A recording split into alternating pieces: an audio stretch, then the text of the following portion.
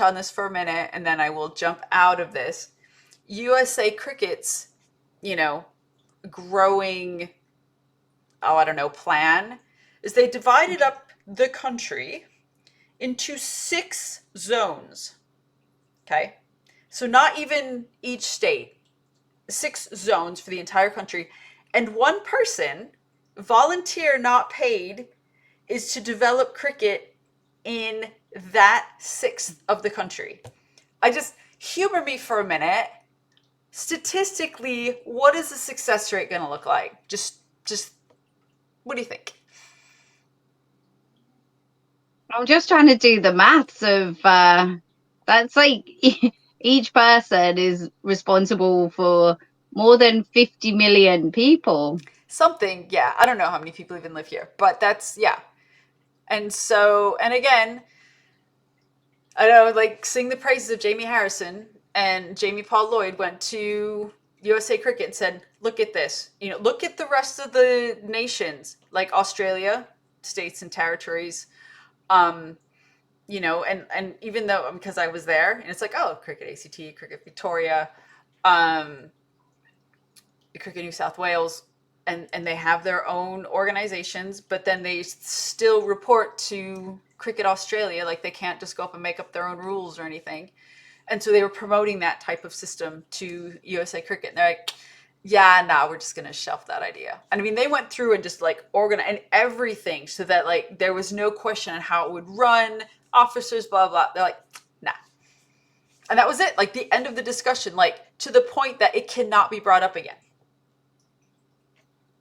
That's so wild. Oh yeah, I don't even know where to begin. yeah, Wild Plus. But what I can say is, the the ICC relying on the volunteers across the world is I just think it's unjust given how much money there is in the ICC. It's just unjust, full stop. And on top of that, I can talk to every single board and they will all agree, but none of them can say it publicly for understandable reasons. Yeah, But then if we look at now the US and the ICC's objective to grow the game in the US and China, if the US is its number one prime market to develop, it just makes sense to me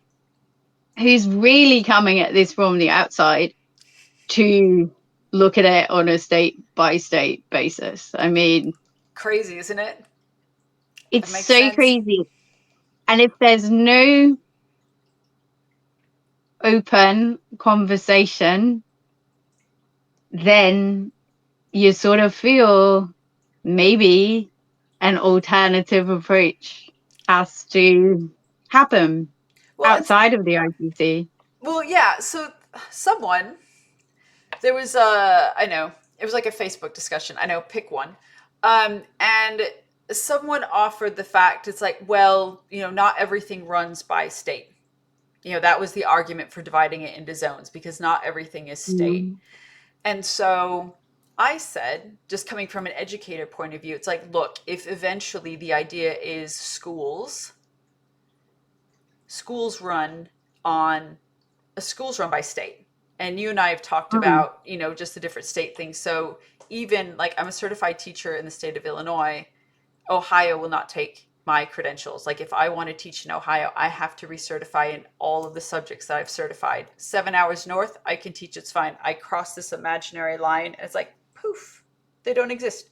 So how do they expect to be able to work with entities that function on different they have different educational goals, they have different physical education goals, they've got it's their own thing. And then on top of that, something else that I've just learned is that each state has their own way of managing schools. Like some it's by state, some it's by county, and some by it's the district.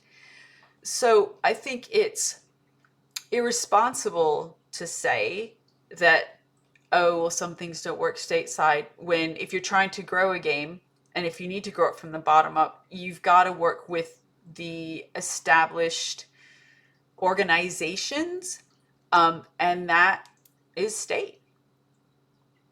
And especially when the proven model, number one way to grow cricket in any country is via schools.